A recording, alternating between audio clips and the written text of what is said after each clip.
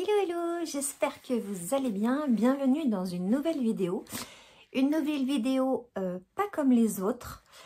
Je voulais vous parler de mes symptômes, de ma maladie qui s'appelle la spondylarthrite ankylosante.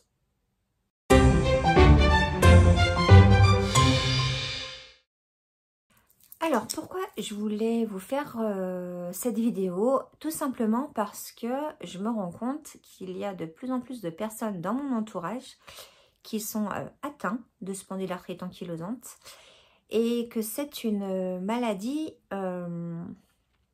qui est, comment dire, sans dire de gros mots, qui est... c'est saoulant, voilà, on va dire ça. C'est saoulant parce que c'est une maladie invisible. C'est-à-dire que moi, si je vous enfin, vous m'avez jamais vu debout, ou quoique si, dans les vlogs, je marche, mais on ne le voit pas en fait. C'est pas visible à l'œil nu, on ne le voit pas. Donc je voulais simplement vous en parler, et aussi parce que j'en ai parlé dans mon dernier vlog, et que je me suis dit que ça serait une bonne idée de vous en parler. Alors... je vous dis tout de suite, je ne suis pas médecin, je ne fais pas partie du corps médical. Tout ce que je vais vous dire là aujourd'hui dans cette vidéo, c'est simplement mon expérience, mon ressenti par rapport à cette maladie que j'ai depuis que j'ai, je sais pas, 16 ans peut-être. J'en ai 48. Donc voilà, juste si vous avez ce genre de maladie, cette maladie, ou si vous connaissez quelqu'un dans votre entourage qui l'a, ou alors simplement pour une question d'information, voilà, c'est juste pour ça, c'est juste pour vous parler de mon expérience à moi, et pas du tout du côté, alors bien sûr je vais vous parler du côté médical, mais de ce que j'ai eu moi en tant que patiente. Je parle pas pour tout le monde. Chacun a des douleurs différentes, chacun est différent, chaque médecin propose des traitements différents. Donc voilà, moi je vais simplement vous parler de mon expérience à moi. Cela étant dit, j'espère que ça a été assez clair.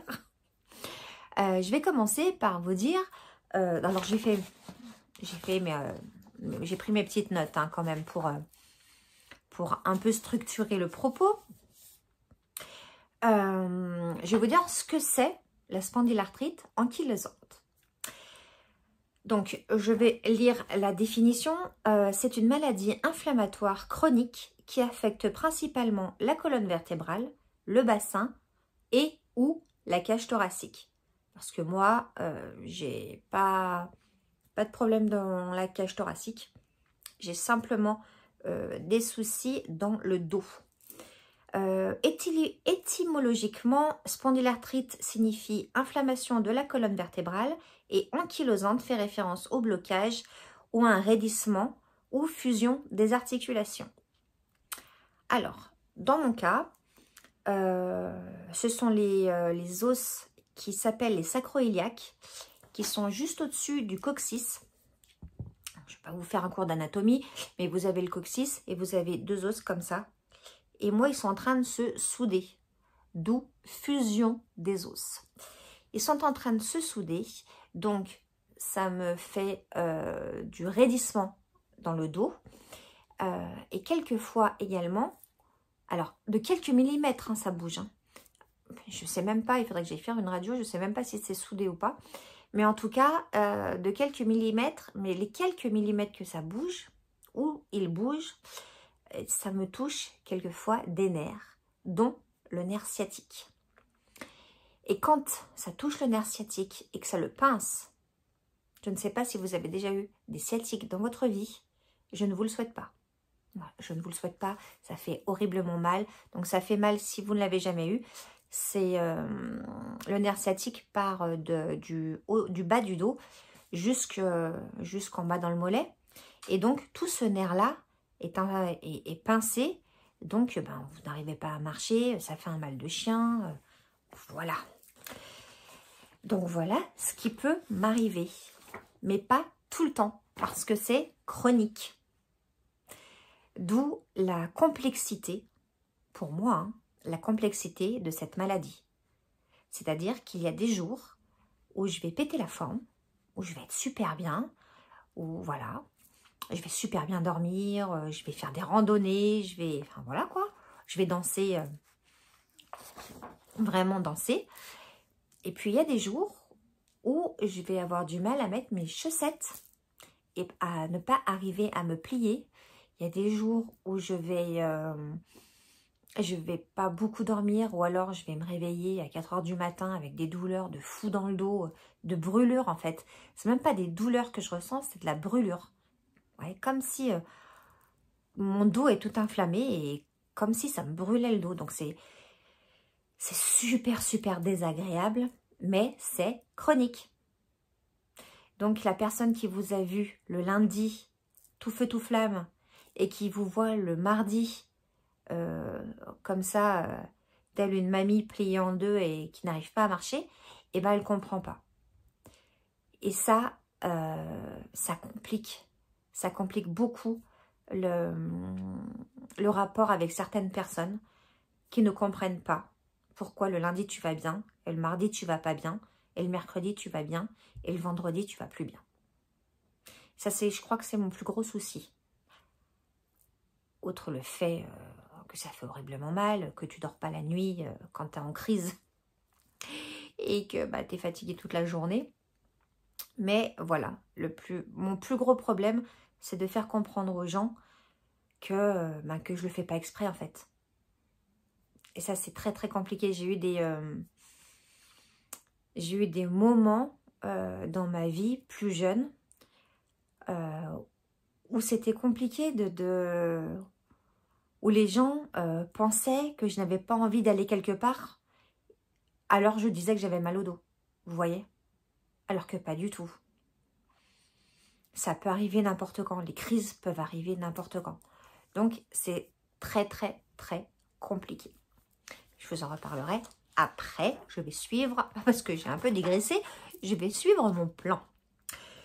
Les symptômes principaux de la spondylarthrite ankylosante, donc ce sont des douleurs dorsales particulièrement intenses la nuit et le matin, une raideur matinale, de la fatigue, ce que je vous disais, marquée par les crises, et certains ont des douleurs dans d'autres articulations telles les hanches, les genoux, mais moi ça n'a rien à voir avec ça. Le pire, c'est que mon problème de genou n'a rien à voir avec ma maladie. Ou les chevilles, il y en a qui développent du psoriasis, il y en a qui développent des uvéites, c'est une inflammation de l'œil. Vraiment, cette maladie est une cochonnerie parce qu'elle peut toucher n'importe quoi. Le diagnostic, alors je vais vous parler du diagnostic, des caractéristiques de la maladie et des causes. Donc le diagnostic est souvent retardé car les douleurs peuvent être perçues comme anodines. Bah ouais, t'as mal au dos, bah ça ira mieux demain. T'as fait un faux mouvement, t'as fait psy, t'as mal au genou, t'as porté un truc où tu t'es tordu le genou. Enfin voilà. Quand ces douleurs reviennent et reviennent, n'hésitez pas à consulter. Franchement, n'hésitez pas à consulter. J'espère que ce n'est rien de grave, mais tentez quand même parce que, voilà, surtout si vous avez des autres personnes dans votre famille qui l'ont eu. Donc, ça évolue par poussée, donc par crise, avec des périodes de rémission. C'est-à-dire que moi, ça fait très longtemps, je touche du bois, ça fait très longtemps que je n'ai pas eu de crise, de vraie crise. Mais la crise, elle peut durer 3-4 jours. Mais vraiment crise à pleurer tellement on a mal. Et puis pendant 4 mois, ne plus rien avoir. Et puis de nouveau 2 jours. Et puis 4 jours plus rien. Et puis voilà. Donc en fait, on ne sait pas quand est-ce que ça arrive. Moi, je n'arrive pas... Alors je sais que... Enfin, si j'ai... Maintenant avec l'âge, j'arrive à voir à peu près quand je suis stressée. Quand je suis beaucoup stressée, que ce soit pour côté familial, côté pro, côté n'importe quoi. Quand je suis stressée, mes douleurs arrivent la nuit. Voilà. Et ce qui est bizarre, ouais, c'est vraiment bizarre, c'est qu'elles arrivent, mes douleurs, vers 4 heures du matin, tout le temps. Et il y a un moment donné de ma vie, je sais pas, je devais avoir une trentaine d'années, je pense, elles arrivaient à 4h12. C'est-à-dire que j'ouvrais mes yeux, je regardais le réveil, il était 4h12, tout le temps. Ça rend dingue, je vous jure, ça rend dingue. Donc j'ai fait, je vous expliquerai comment j'ai réussi à traiter le problème, pas à traiter la maladie, hein, simplement à me soulager. Parce qu'en fait, il n'y a pas de traitement, il n'y a pas d'opération à faire, il n'y a pas... voilà, ça, on la vit, on vit avec.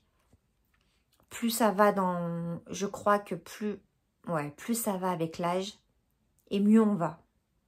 J'ai bien l'impression. Il reste encore des petits grogneux, mais franchement, j'ai beaucoup moins de crises qu'avant. Mais vraiment, quoi.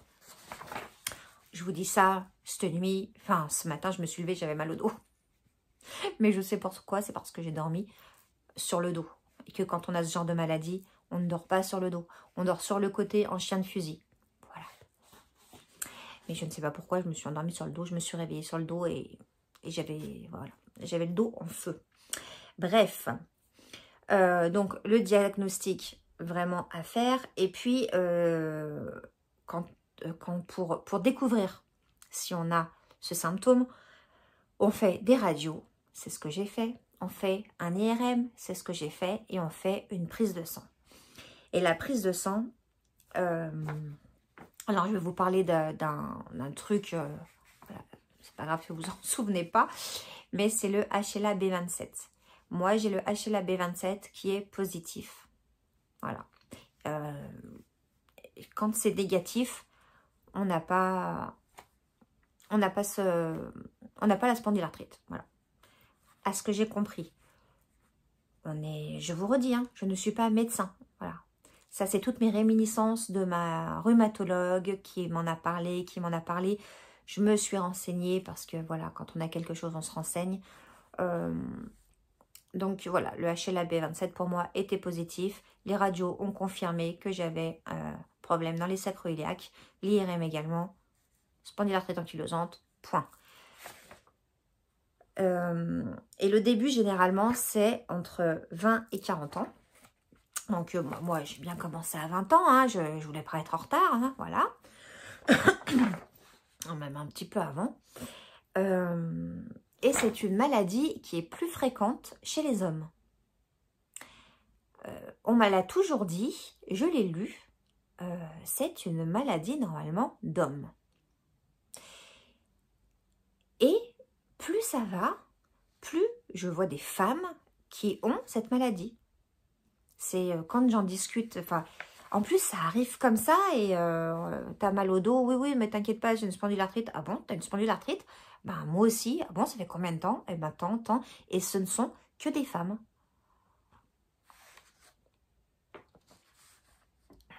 Alors moi, je connais aussi des hommes, enfin je connaissais parce que malheureusement ils me regardent de là-haut maintenant. Mais mon grand-père et mon oncle avaient la spondylarthrite et ma maman l'a. Et il s'avère que ce sont des prédispositions familiales et qu'il y a un facteur génétique. Alors,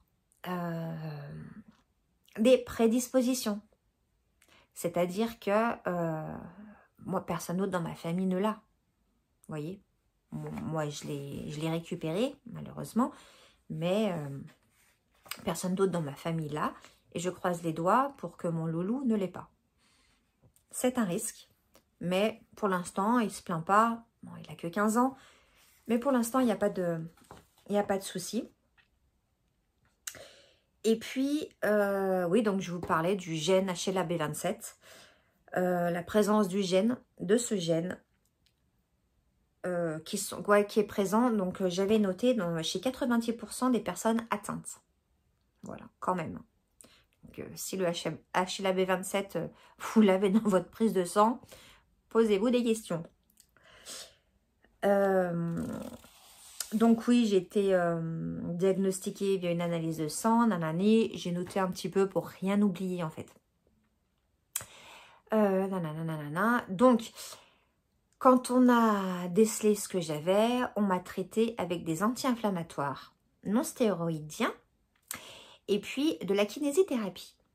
Voilà, pour faire des mouvements.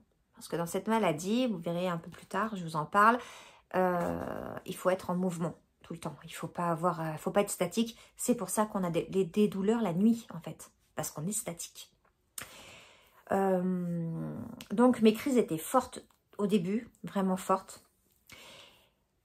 Mais les médicaments réussissaient à me soulager. Mais ils n'ont pas fait que ça. Et malheureusement, à cause de ces médicaments, qui sont quand même forts, malgré un pansement gastrique, j'ai fait un ulcère. Oui, j'ai fait un ulcère du duodénum. Alors, pas un ulcère de l'estomac, mais en fait à la limite de l'estomac, mais qui m'a couchée véritablement. Je ne mangeais plus rien. J'ai perdu je ne sais pas combien de kilos. Et ça, j'avais, je sais pas, peut-être 25 ans. J'arrive pas à me remettre mon âge. Parce que comme je me suis replongée dedans, j'ai l'impression que c'était hier, mais non. Non, ça fait un peu plus qu'hier quand même.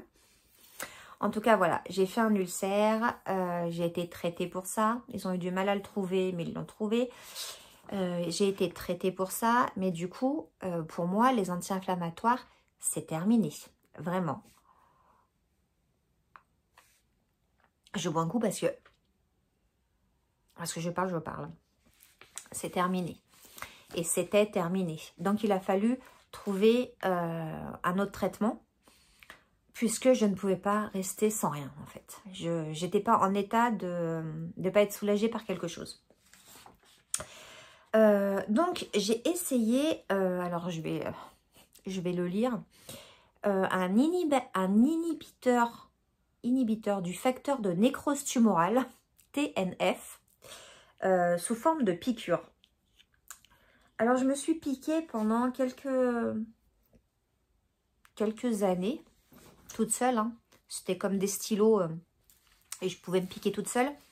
Après avoir fait des examens dans un hôpital pour voir si je pouvais avoir ces piqûres. Voilà. Parce que c'est quand même enfin, c'est pas anodin comme produit. Donc, je pouvais. Et tant mieux. Parce que ça a été magique.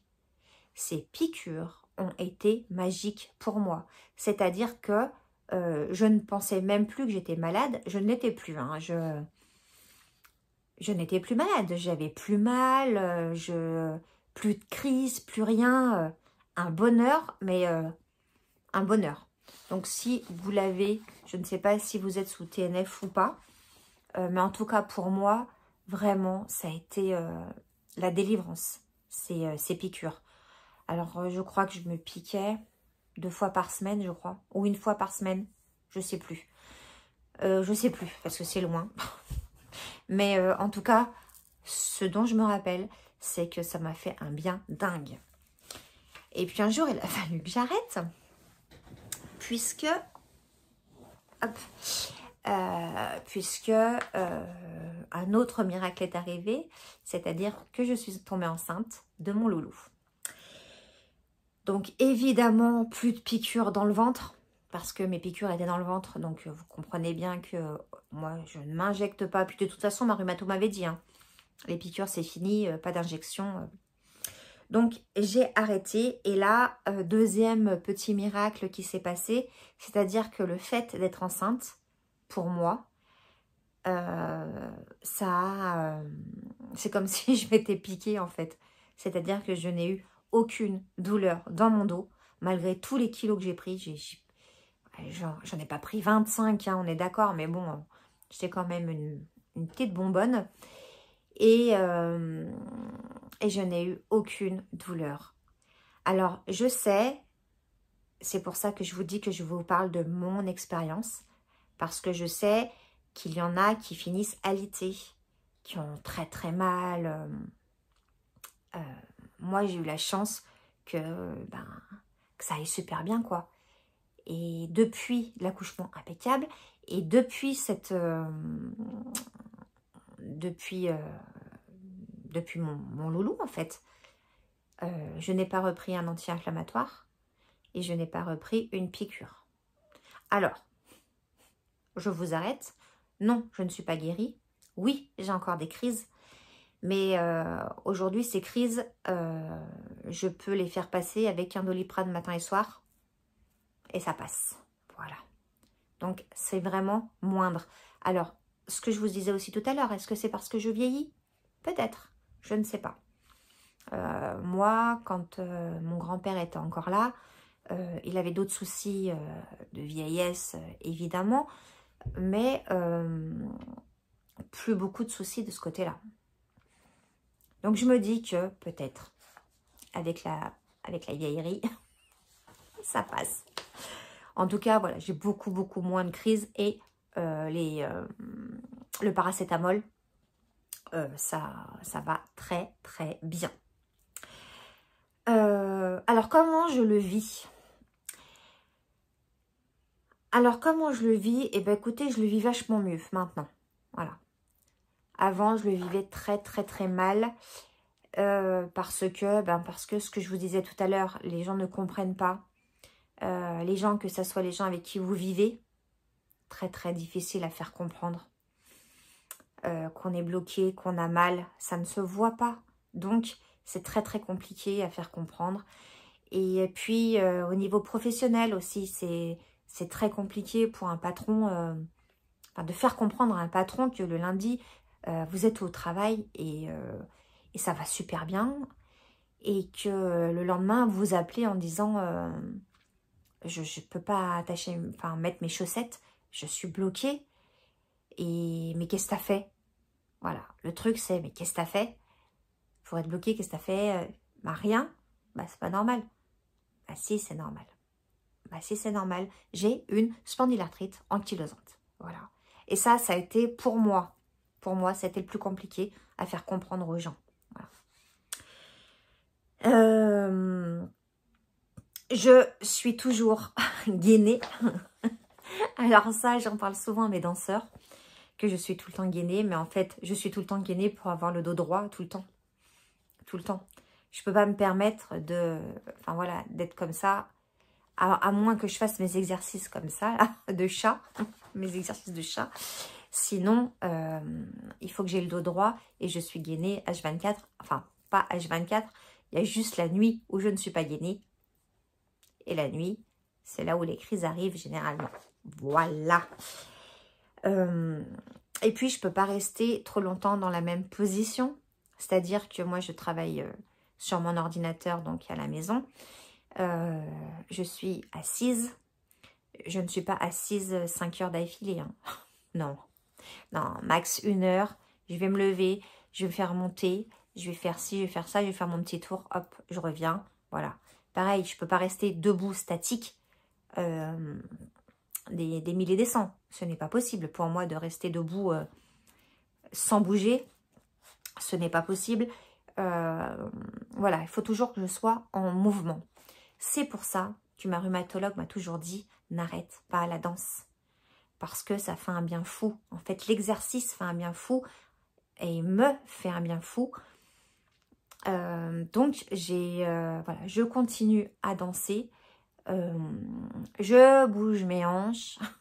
Et en fait, on ne dirait pas que... Enfin, voilà, quand je dis aux gens que je suis malade, et que ce que j'ai, on me dit, enfin, généralement à mes élèves, ils me disent, mais comment tu arrives à bouger tes hanches comme ça, alors que tu as ça? Et bien, parce qu'il faut les faire bouger. C'est des exercices de tous les jours où il faut faire bouger ses hanches. Voilà. Donc, il y a des petites fois où, quand je suis réveillée, ça fait longtemps que ça m'était pas arrivé, enfin, que ça ne m'est pas arrivé.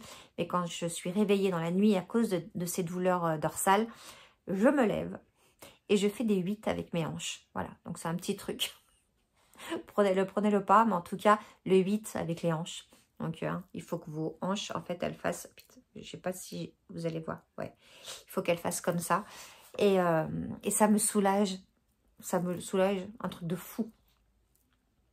Donc voilà, je regarde si j'ai rien oublié de vous dire. Nanana. Donc voilà. Cette maladie invisible, c'est, je crois que, à part les douleurs, vraiment, voilà, je le redis, ça brûle. Enfin voilà, c'est inflammatoire, donc ça brûle. Et c'est pas agréable du tout, quoi. Il y a des fois, ça arrive jusqu'aux épaules, jusqu'aux cervicales. Je m'en suis, je m'en suis coincée des nerfs. Hein. Il y a des nerfs, je ne savais même pas qu'ils existaient, hein, mais ils étaient coincés. Donc, ouais, ça, c'est pas facile. Mais ce qui est le moins facile, c'est que c'est invisible. C'est pour ça qu'il faut en parler. Vraiment, il faut en parler, il faut expliquer. Expliquer aux gens.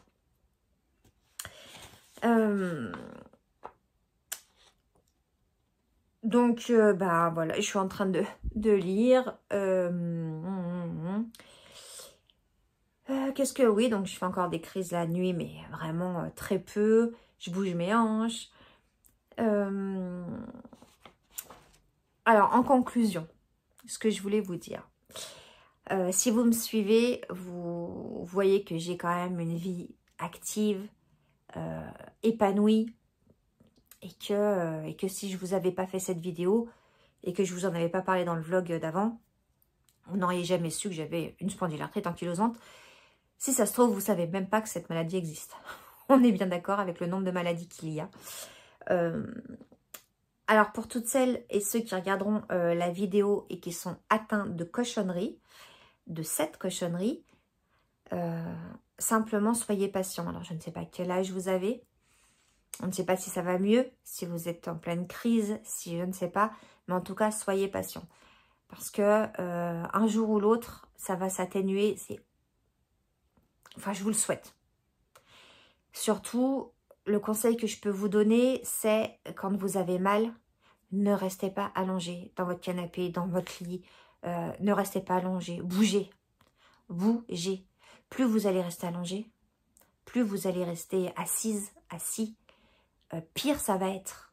Il faut absolument que vous bougiez. Si vous avez les mêmes symptômes que moi, je le répète, moi c'est le dos, hein, on est bien d'accord. N'hésitez pas à bouger, vraiment.